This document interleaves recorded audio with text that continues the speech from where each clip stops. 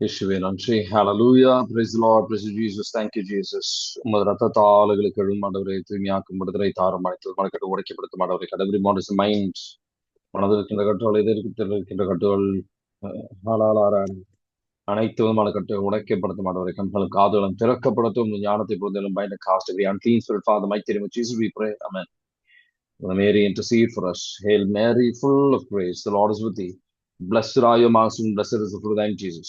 Holy Mary, Mother of God, pray for us sinners, now and at the hour of our death. Amen. இன்னைக்கு திருப்பாடல் 125வது சங்கீர்த்தனத்தில் இருக்கிறோம். 3வது வசனம். 125ல 3 எடுத்து வாசித்தீங்க அப்படின்னு சொன்னா அதுல எப்படி சில பேரோட ஒரு நீதியாக இருக்கின்றவர்கள் அவங்க தவறு செய்வதற்கு வாய்ப்பு உண்டு அப்படின்னு சொல்லி வெளிப்படுத்துவதை நீங்க கவனிக்கலாம். திருப்பாடல் 125ல 3வது வசனம் வாசிக்கிறீங்களா?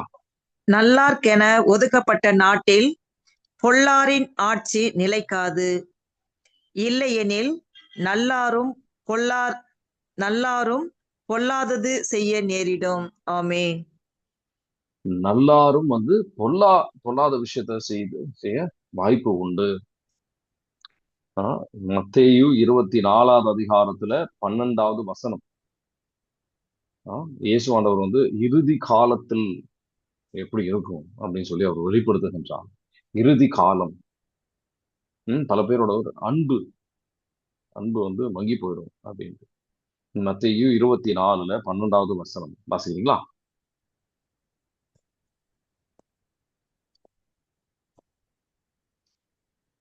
மத்தேயு 24ல 12.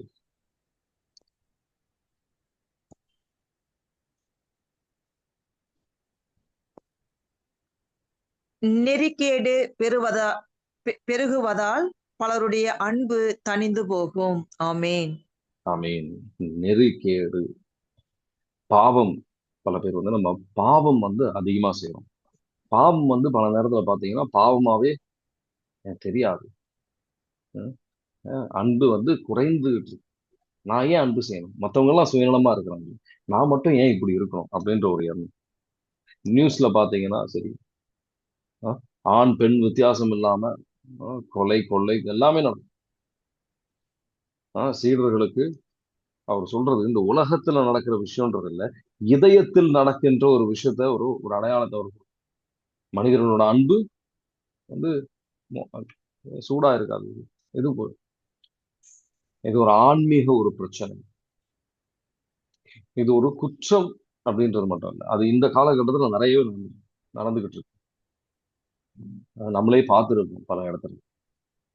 நேத்திக்கு முந்தா நேத்திக்கு எல்லாம் பாத்தீங்கன்னா ஒரு 3 பேருக்கு நாங்க ஒரு வழிநடத்தல், ஆன்மீக வழிநடத்தல் கொடுத்துருக்குறோம் அப்படின்னா அந்த 3 பேருக்குள்ள அட்லீஸ்ட் ஒரு 4 5 5 6 ஒரு 3 இல்ல 4 பேருக்கு வழிநடத்தல் கொடுத்துருக்குறோம் அப்படின்னா ஒரு குறைந்தபட்சம் இந்த 4 குடும்பத்துல ஒரு 1 2 3 4 5 6 7 அபார்ஷன் நடந்திருக்கு.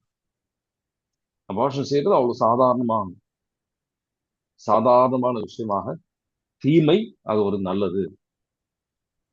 அதெல்லாம் இந்த காலகட்டத்துல யாருமே செய்யல.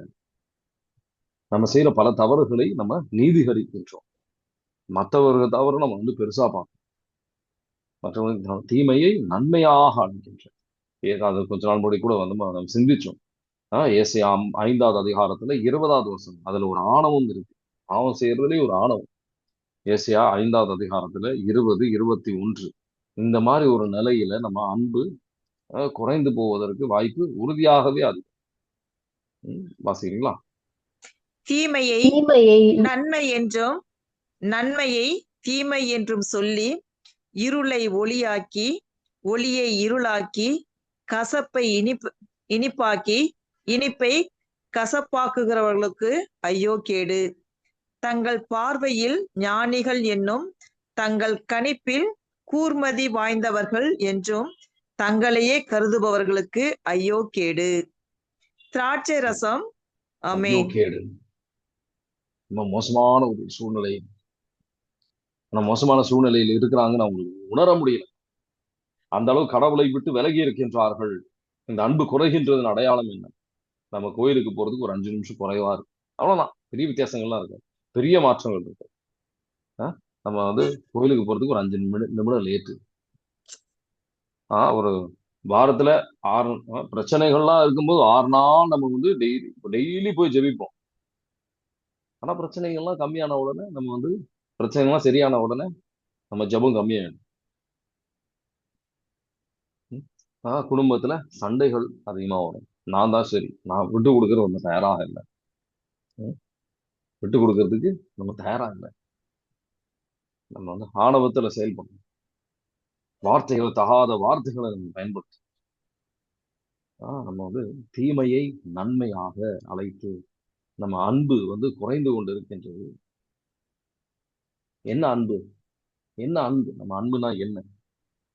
அன்புக்கு நம்ம பல காரணங்கள். எதனால நான் வந்து என் கணவரை நேசிக்கின்றேன், எதனால என்னோட மனைவியை நேசிக்கின்றேன் அப்படின்னு நீங்க சிந்தித்து பார்த்தீங்கன்னா நமக்கு பலவிதமான காரணங்கள் இருக்கு. எதனால என் மரியாதை குறைஞ்சிருச்சு? அவர் இந்த மாதிரி செஞ்சுட்டாரு, என் கணவர் இந்த மாதிரி செஞ்சாரு, எங்க மனைவி இந்த மாதிரி செஞ்சாங்க, அதனால எனக்கு வந்து இப்போ மரியாதை கிடையாது, எனக்கு அவங்க மேல அன்பு கிடையாது. பல காரணங்கள் இருக்கு, பல எதிர்பார்ப்புகள் நம்ம வச்சிருக்கிறோம். இதனாலேயே பல அன்பு நமக்கு குறைகின்றது. ஆனா அன்புக்கு உறுதியாக நிபந்தனையற்ற அன்பு நம்ம உள்ளத்துல கிடையாது. இதுதான் அடித்தளமான பல பிரச்சனைகளுக்கு காரணம்.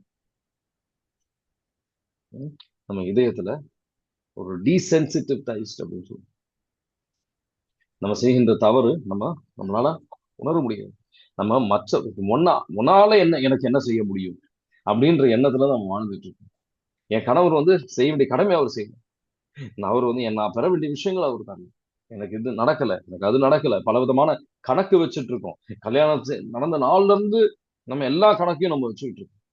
ஆனா நம்ம செய்ய வேண்டிய கடமையை நம்ம செஞ்சுட்டோமா? நம்ம பணிவிடை செஞ்சுட்டோம். நம்ம எப்படி பணிவிடை செய்யணும் அப்படின்ற ஒரு எண்ணம் இல்லை. மன்னிப்புக்கு பதிலாக கசப்புகள், துக்கங்கள் நம்ம உள்ளத்துல இருக்கு. மன்னிப்புக்கு பதிலாக பொறுமைக்கு பதிலாக வெறுப்பு இருக்கின்றது. நான் பிரதர், நீங்க மன்னிக்கலையா உங்க கணவரை, உங்க மனைவியை நீங்க மன்னிக்க வேண்டி இருக்கா அப்படின்னு கேட்டா பதில் என்ன வருது? நான் வந்து யாரையும் வெறுக்கல, நான் வந்து என்ன சொல்லுவேன்னா, நான் வந்து ஒரு ரிவெஞ்ச், எனக்கு வந்து அதுக்கு வந்து பழி வாங்குற எண்ணம் எனக்கு கிடையாது அப்படின்னு வந்து சொல்றாங்க. பழி வாங்குற எனக்கு எண்ணம் கிடையாது பிரதர் அப்படின்னு. பல பேர் பேசுறது வந்து பதில் கொடுக்கறதுக்காக பேசுறாங்களோ ஒழிய அதை புரிஞ்சுக்கிறதுக்காக நம்ம பேசுறது கிடையாது. பதில் கொடுக்கறதுக்காக தான் நம்ம பேசணும், புரிஞ்சுக்கிறதுக்காக கிடையாது. என்ன சொல்ல வராங்க கேட்கறதுல ஒரு தாமதம் கிடையாது. ஒரு நபரோட வயிற்றில் இருக்கின்ற பிரச்சனையில வந்து வயிற்றுல வந்து கொஞ்சம் கேஸ் பிரச்சனை இருக்கு, கடவுள் வந்து அதுக்கு ஹீலிங் தருகின்றா. ஒரு நபருக்கு வந்து முடி கொட்டுகின்ற ஒரு பிரச்சனை இருக்கு அதிகமா, கொஞ்சம் முடி கொட்டுறதுக்கும் அதிகமாக கொட்டிக்கிட்டு இருக்கு, அவங்களுக்கு வந்து ஒரு ஹீலிங் கடவுள் தராரு. ஆனா இப்போ இந்த காலகட்டத்தில் நம்ம ஜெபம் வந்து ஒரு கடமைக்குன்னு செய்யற மாதிரி இருக்கு. ஜெபிச்சுக்கிட்டு இருக்கிறோம், நம்ம மனதுல வந்து சிந்தனைகள் வேற பல சிந்தனைகள் போய்கிட்டு. நம்ம எந்த ஒரு ஆன்மீக நிலையில் இருக்கின்றோம்? இயேசுவான்றவர் சொன்ன வார்த்தையின் விதத்தில் நம்ம வந்து அன்பு போய்கிட்டு இருக்கா?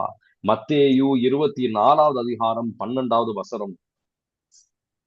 மற்றவர்கள் பல பேர் பல பாவங்கள் செய்யறாங்க, அந்த அளவுக்கு எல்லாம் செய்யல. நம்ம பல பாவங்களை நம்ம நீதிகரிக்கின்றோம். மத்தேயு 24:12 வாசிக்கிறீங்களா? நெறிக்கேடு பெருகுவதால் பலருடைய அன்பு தணிந்து போகும். ஆமென். ஆமென். நெறிகேடு அதிகமாகிட்டு அதிகமாகிட்டு அன்பு தணிந்து போயிற்று. நமக்குள்ள இருக்கின்ற அன்பு எப்படி இருக்கு? அவங்க அன்பு செய்யட்டும், அதுக்கப்புறம் நான் அன்பு செய்யணும். அவங்க என்ன மன்னிக்கட்டும், அதுக்கப்புறம் நான் மன்னிக்கணும். அவங்க திருந்தட்டும், அதுக்கப்புறம் நான் மன்னிக்கணும். கடைசி அடுத்த வசனமே ரொம்ப தெளிவாக இயேசு ஆண்டவர் பதில் கொடுத்திருப்பார். ஆனால் கடைசி வரைக்கும் ஆனால் இறுதி வரை மன உறுதியுடன் இருப்பவரே மீட்பு பெறுவர். ஆமென். ஆமென். அன்பு இயற்கையாக நமக்கு வருகின்ற ஒரு விஷயம் கிடையாது. 1 யோவான் 4:8 கடவுள் தான் அன்பு. அவர் தான் அதுல சோர்ஸ். நம்ம ரிசோர்ஸ். 1 யோவான் 4:8 வாசிக்கிறீங்களா? அன்பில்லாதோர் கடவுளை அறிந்து கொள்ளவில்லை, ஏனெனில் கடவுள் அன்பாய் இருக்கின்றார். ஆமென். ஆமென். கடவுள் அன்பாக இருக்கின்றார். அவர்தான் உண்மையான அன்பு செலுத்துகின்றவர். அவர் நம்மளால அன்பு செலுத்த முடிகின்றதா? அவர் கிருபையால் நம்ம அன்பு செலுத்துகின்றோம். அவரில் நிலைத்து இருக்கும் போது யோவான் நற்செய்தி 15:4 அவரில் நம்ம நிலைத்திருக்கும் போது அவர் கிருபையால் நம்ம அன்பு அன்றாட நாள் அவர் சரீரத்தையும் ரத்தத்தையும் பானம் செய்யும்போது அன்பு செய்கின்ற கிருபையை நம்ம அவரோட வார்த்தையை கேட்கும் போது அன்பு செய்யக்கூடிய ஒரு கிருபையை நம்ம பெறுகின்றோம். ஜெபத்தின் வழியாக, ஆராதனையின் வழியாக நம்ம அவரோட அன்பு செய்வதற்கு கிருபையை நம்ம பெற்றுக்கொண்டு இருக்கின்றோம். இது ஒரு கடமை இல்லை, அது ஒரு ஆன்மீக உயிர்த்தெழுதல். யோவான் நற்செய்தி 15:4 வாசிக்கிறீங்களா? நான் உங்களோடு இணைந்து இருப்பது போல நீங்களும் என்னோடு இணைந்திருங்கள். கொடி திராட்சை செடியோடு இணைந்து இருந்தாலன்றி தானாக கனித்தர இயலாது. அதுபோல நீங்களும் என்னோடு இணைந்திருந்தாலன்றி கனித்தர இயலாது. ஆமென். ஆமென். ஆண்டவர் வார்த்தையை கேட்குறீங்க. இன்னும் இந்த ஒரு விபிலிய கல்விக்கு ஒரு பங்கா இருக்கிறீங்க. ஆனாலும் சில பேரோட உள்ளத்துல கடவுளை விட்டு ரொம்ப தூரமா இருக்காங்க. எனக்கு அந்த அளவு நெருக்கமா வர முடியல அப்படின்ற பல ஏக்கங்கள் இருக்கு. உங்களுக்கு இன்னும் கடவுளை நெருக்கமா இன்னும் வரணும் அப்படின்னு விரும்புறீங்க அப்படின்னா மெசேஜ் பண்ணுங்க. வாட்ஸ்அப்ல மெசேஜ் பண்ணுங்க. உங்களுக்கு ஒரு அப்பாயின்மெண்ட் தரோம், நம்ம ஜெபிக்கலாம். கடவுள் உதவி செய்யணும். சில நேரத்தில் நம்ம யார் நம்மளை அன்பு செய்யறாங்களோ, நம்ம விரும்புற விதத்துல நடக்கிறாங்களோ நம்ம அன்பு செய்யறோம். நமக்கு அதுல பிரச்சனை கிடையாது. ஆனா ஆனா நமக்கு அன்பு செய்யாத நபர்கள், நம்ம வெறுக்கின்ற விதத்தில் நடக்கின்ற நபர்கள், நம்மளால அன்பு செய்ய முடியுதா? நம்ம கிட்ட பேசாம இருக்கிற சில பேர், சண்டை போட்டு சில நேரத்துல பேசாம இருக்கிறவங்க நம்மளால அன்பு செய்ய முடிகின்றதா? நம்மளை விட வேற மனப்பான்மை இருக்கின்றவர்களை நம்மளால அன்பு செய்ய முடிகின்றதா அப்படின்னு ஆண்டவர் கேட்கிறார். அன்பு அப்படின்றது ஒரு செயல். நம்ம ஒரு உணர்ச்சியாக பார்க்கிறோம். அன்பு ஒரு செயல். அது ஒரு செயல். எந்த அளவுக்கு நம்ம அன்பு செய்கின்றோம்னு கடவுள் என்ன எடுத்துக்காட்டை சொல்றார்? யோவான் நற்செய்தி 3:16 அது ஒரு எடுத்துக்காட்டு. அது ஒரு செயலாக நான் எந்த அளவுக்கு அன்பு செய்யறேன் அப்படின்னு சொல்லி இயேசு கிறிஸ்துவ நம்ம சிலுவை மரணத்துக்கு ஒரே மகனை அவர் கொடுத்தார். யோவான் நற்செய்தி 3:16 வாசிக்கிறீங்களா? தம் ஒரே மகன் மீது நம்பிக்கை கொள்ளும் எவரும் அழியாமல் நிலை வாழ்வு பெறும் பொருட்டு அந்த மகனையே அளிக்கும் அளவுக்கு கடவுள் உலகின் மேல் அன்பு கூர்ந்தார். ஆமென். ஆமென். நம்ம சுத்தி எல்லாரும் பல பாவங்கள் செய்வது போது நான் ஏன் அவங்கள மாதிரி இருக்கக்கூடாது அப்படின்ற சிந்தனைகள் வரும். வராம இருக்காது. நீதிமொழிகள் 4:23 நம்ம இதயத்தை பாதுகாக்க வேண்டியது நம்ம கடமை. நீதிமொழிகள் 4:23 வாசிக்கிறீங்களா? இதயத்தை பாதுகாக்கிறீங்களா, இல்ல அவங்கள மாதிரியே நம்ம மாறிக்கிட்டு இருக்கிறோமா? இவ்வாறு அந்நாளில் கடவுள் கனானிய மன்னர் இல்ல யாவினை நீதிமொழிகள் 4:23. நீதிமொழிகள். நீதிமொழிகள் 4:23.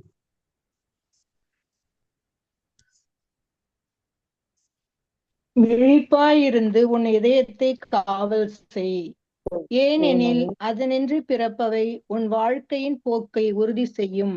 ஆமேன். Praise the Lord. Amen. Praise the Lord. இப்போ ஒரு நபருக்கு அவங்க இதயத்துல கணவன் மனைவிக்கு நடுவுல சண்டை. அவங்க கிட்ட கடவுள் சொல்றாங்க, அவங்க வந்து டிவோர்ஸ் பத்தி, விவாகரத்தை பத்தி சிந்தித்துட்டு இருக்காங்க. அது கடவுளுக்கு அருவருப்பான செயல் அப்படின்னு சொல்லி கடவுள் வெளிப்படுத்துகின்றார்.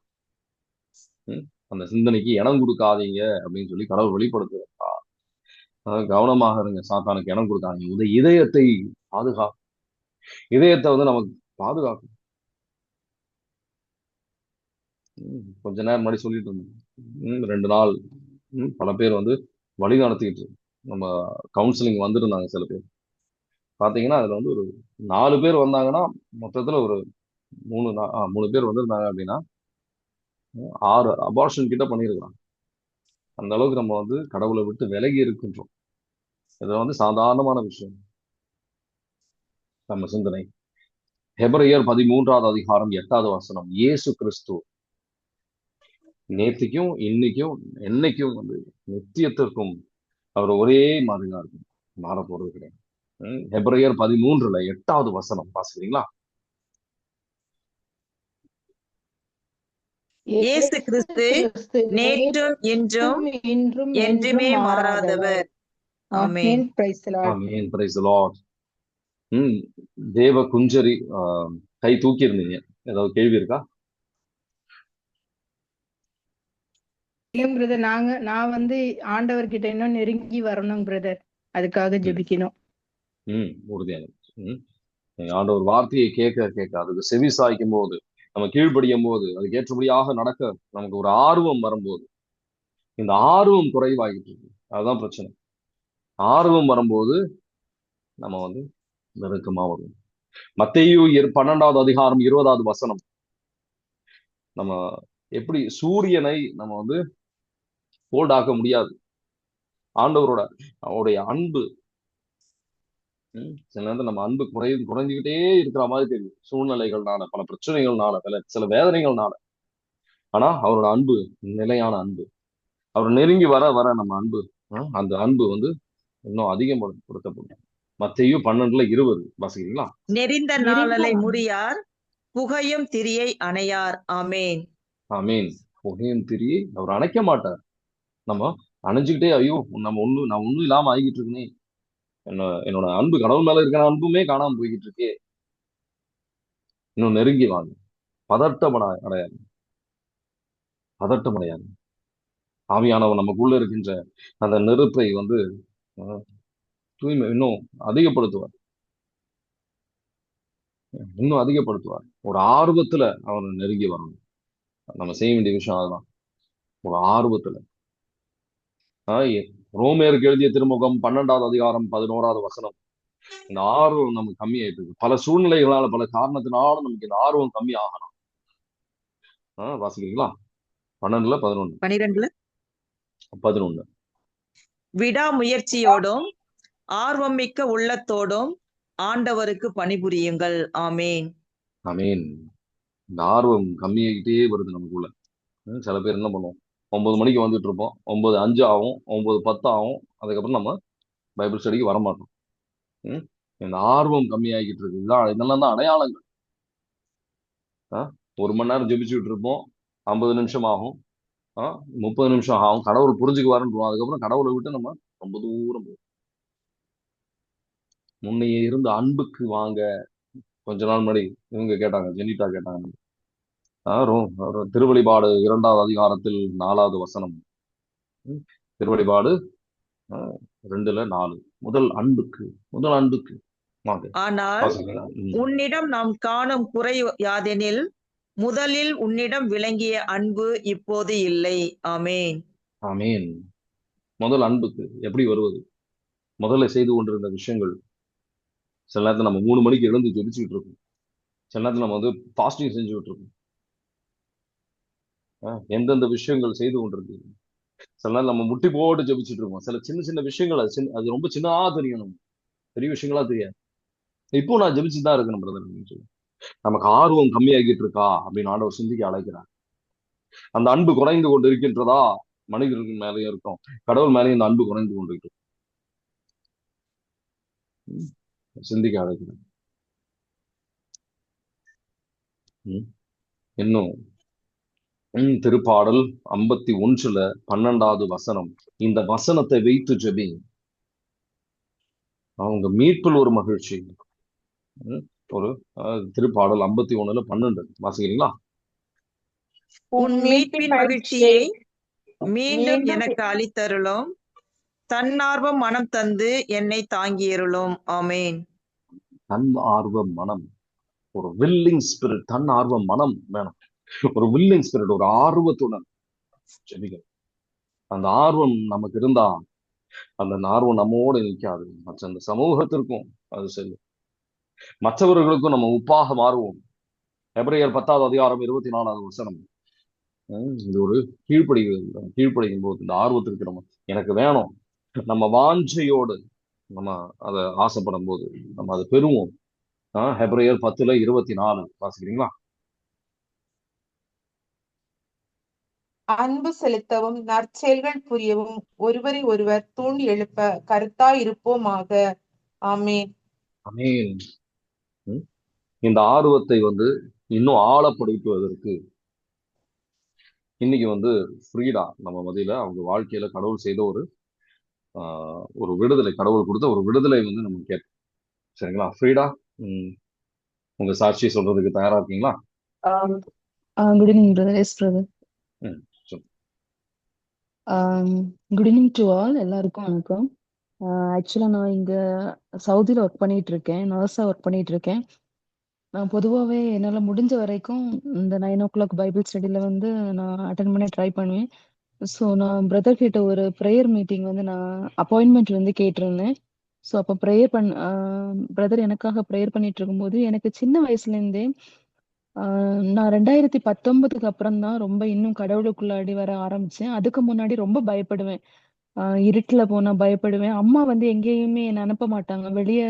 ரொம்ப எக்ஸ்போஷர் எல்லாம் ரொம்ப குறைவு. ஆட்கள் கூட பேசுறது, அதே மாதிரி நிறைய விஷயத்துல எல்லாம் ரொம்ப பயப்பட்டுட்டே இருப்பேன். ஸோ பிரதர் எனக்காக ப்ரேயர் பண்ணும்போது எனக்குள் நான் ஆக்சுவலா எனக்கு அந்நிய பாஷை வரங்கள் உண்டு. இருந்தாலுமே ஒரு விதமான பயங்கள். நான் ஒர்க் பண்ணிட்டு இருக்கும்போது என்னோட ஃபுல் ஃபோர்ஸோட என்னால பேஷண்ட்டுக்கு கேர் கொடுக்க முடியாது. எனக்கே அது தெரியுது. நான் அதையுமே இப்ப என்னோட பர்சனல் ப்ரேயர்லயுமே நான் அது வைப்பேன். ஏசப்பா, ஏன் என்னால 100% என்னால ஃபுல்லா என்னால ஒர்க் பண்ண முடிய மாட்டேங்குது. ஏதோ என்ன தடை பண்ற மாதிரியே இருக்கு அப்படின்னு சொல்லிட்டு என்ன அறியாமலே நான் ப்ரேயர்ல அதை இன்டென்ஷனா வைப்பேன். ஆனா பிரதர் எனக்காக ப்ரேயர் பண்ணிட்டே இருக்கும்போது எனக்குள்ளாடி ஒரு ஃபீல், நான் இவளை விட்டு போக மாட்டேன் போக மாட்டேன் அப்படின்னு சொல்லிட்டு எனக்குள்ளாடி ஒரு ஃபீல். ஆனா அது வரைக்கும் என்னால அது சொல்லுது, நான் போறேன், நான் போறேன் போறேன் அப்படின்னு சொல்லிட்டு பிரதர் எனக்காக ப்ரேயர் பண்ண அது போயிடுச்சு. போனதுக்கு அப்புறமா என்னால ஃபுல்லா ஆஹ் என்னால அந்நிய பாஷை ரொம்ப ஃப்ரீயா என்னால பேச முடிஞ்சது. அந்த ஒரு ஃபீல் எனக்கு கிடைச்சது. இது ஃப்ரைடே ஆஃப்டர்நூன் தான் பிரதர் எனக்காக ப்ரேயர் பண்ணாங்க.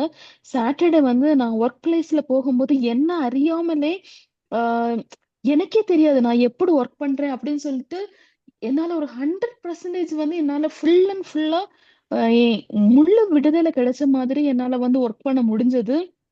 அது என்னன்னா என்னால நல்ல ஃபீல் பண்ண முடிஞ்சது. ஏன்னா ஃபார் எக்ஸாம்பிள் பாத்தீங்க அப்படின்னா நான் பேஷண்ட்டுக்கு கேர் கொடுக்கும்போது ஃபார் எக்ஸாம்பிள் ஒரு ட்ரெஸ்ஸிங் பண்றேன் அப்படின்னா என்னால ஃப்ரீயா அந்த வேலையை ரொம்ப கடினமா பண்ற மாதிரி எனக்கு தோணும். ஏன் இந்த மாதிரி பண்றேன், இவ்வளவு வருஷம் எக்ஸ்பீரியன்ஸ் இருக்கு, பட் இருந்தாலுமே அந்த வேலையை என்னால ஃபுல் அண்ட் ஃபுல்லா பண்ண முடியாது. பட் சாட்டர்டே அப்படின்னு பாத்தீங்கன்னா ஃபுல்லா எனக்கு எதுவுமே கிடையாது. மைண்ட்ஸ்ல ஃபுல் அண்ட் ஃபுல் ஃப்ரீ. ஏதோ பரிசுத்த ஆவியானவர் இன்னும் அதிகமா என்ன நிரப்பன மாதிரி என்னால இன்னை வரைக்கும் அந்த ஒரு ஃபீல் இருக்கு. ஒரு பயம் என்னை விட்டு ஃபுல் அண்ட் ஃபுல் போன மாதிரி எனக்கு ரொம்ப ஃப்ரீயா நான் ஃபீல் ஆகுறேன். அதுக்கு கடவுளுக்கு கோடான கோடி நன்றி. எனக்காக ப்ரேயர் பண்ண பிரதருக்கும் அவங்களோட டீமுக்கும் கோடான கோடி நன்றி. இதன் மூலமா நிறைய பேர் விடுதலை பெற்று அவங்களும் கடவுளுக்கு ஒரு பெரிய சாட்சியா இருக்கணும். Price the Lord. Praise the Lord.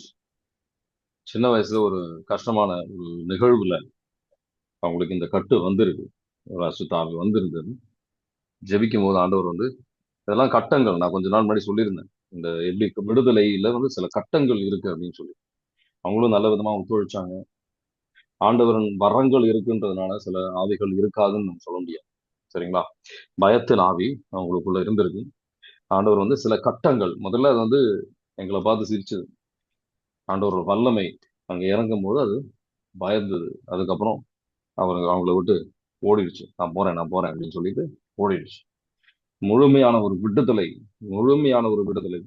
இது வந்து ஃப்ரீடாவுக்கு முதலையா வந்து ஒரு கவுன்சிலிங்லாம் கிடையாது. ம்? ஒரு 10 வாட்டி, ஒரு 10 வாட்டி இல்லை, ஒரு 4-5 வாட்டி இருந்திருக்கும் கவுன்சிலிங் பண்ணியிருக்கோம்.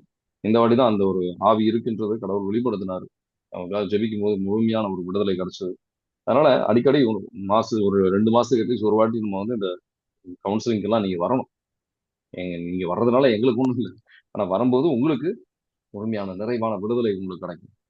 இன்னும் நம்ம ஏன்னா பலவிதமான பிரச்சனைகள் வழியாக, பலவிதமான வேதனைகள் வழியாக நம்ம வாழ்க்கையில வந்துருக்கும். அதனால முழுமையான ஒரு நிறைவான விடுதலை, அற்புதமான விடுதலை வந்து அவங்க பெற்றாங்க. கடவுள் வந்து அவங்க மகிமைக்காக, கடவுள் வந்து பயன்படுத்துவாங்க. சரிங்களா? அந்த ஆர்வம் இப்போ அவங்க அந்த விடுதலை நம்ம பெற பெற கடவுளுக்காக முழுமையாக முழு உள்ளத்தோட நம்மளால செயலாற்ற முடியும். பல தடைகள் நீங்க. சரிங்களா? ஸோ இன்னைக்கு தியானித்த விஷயங்களை கடைசி 3 நிமிஷங்கள் உங்களுக்கு ஏதாவது கேள்விகள் இருந்தா கேட்க தயக்கப்படாது. சரிங்களா?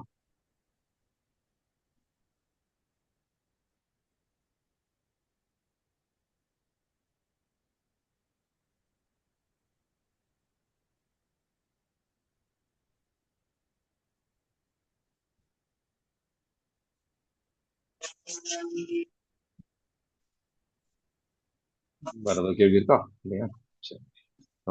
சின்ன ஒரு ஜெபத்தோட முடிச்சுக்குவோம். முக்கியமா வந்து அன்பு பொறுமை வாய்ந்தது, கனி உள்ளது.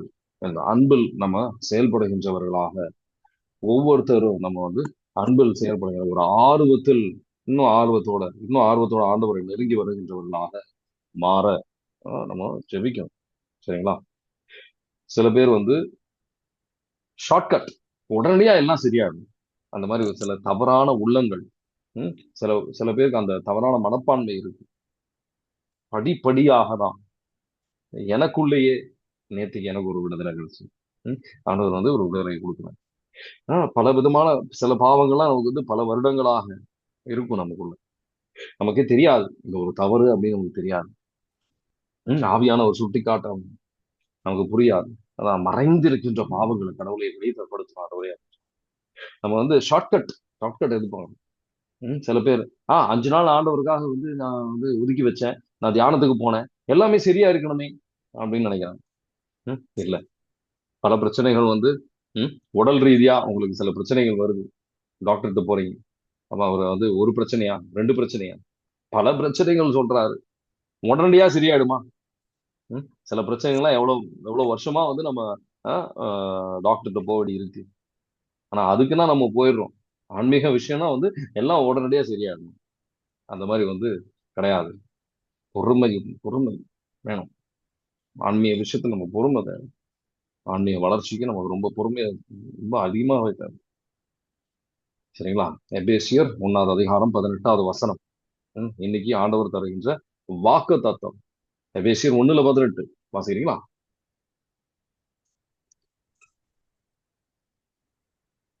ஒரு நல்ல ஒரு வசனம். எபேசியர் 1:18. கடவுளுடைய அழைப்பு உங்களுக்கு எத்தகைய எதிர்நோக்கை தந்துள்ளது என்றும், இறை மக்களுக்கு அவர் அளிக்கும் உரிமை பேறு எத்துணை மாட்சிமிக்கது என்றும், அவர் மீது நம்பிக்கை கொள்பவர்களாகிய நம்மிடம் செயலாற்றுகிற அவரது வல்லமை எத்துணை ஒப்புயர்வு அற்றது, மேலானது என்றும் நீங்கள் அறியுமாறு உங்கள் அகக்கண்கள் ஒளியூட்ட பெறுவனவாக. கடவுள் வலிமை மிக்க தம் ஆற்றலை கிறிஸ்துவிடம் செயல்படுத்தி இறந்த அவரை உயர்த்தெழ செய்து விண்ணுலகில் தமது வலப்பக்கத்தில் அமர்த்தினார். ஆமேன். ஆமேன். Praise the Lord. உமது ரத்தத்தால் இங்க ஒவ்வொருத்தரையும் கழுவும் ஆண்டவரே. தூய்மையாக்கும் விடுதலை தாரும் அனைத்து விதமான கட்டு உடைக்கப்படுத்த மாட்டவர். அந்த சோர்வின் கட்டுகள் உடைக்கப்படுத்த மாட்டவர். ஒரு ஆழமான ஒரு ஆர்வத்தை, ஆன்மீக விஷயத்தில் ஒரு ஆர்வத்தை ஒவ்வொருத்தருக்கும் தார மாட்டவர். எவ்ரி பாண்டேஜ், அனைத்து விதமான கட்டுகள் உடைக்கப்படும். Bind and cast every unclean spirit, Father, in the mighty name of Jesus. I command, I rebuke every unclean spirit to leave them right now. Father, in the mighty name of Jesus, we pray. Amen. God bless you.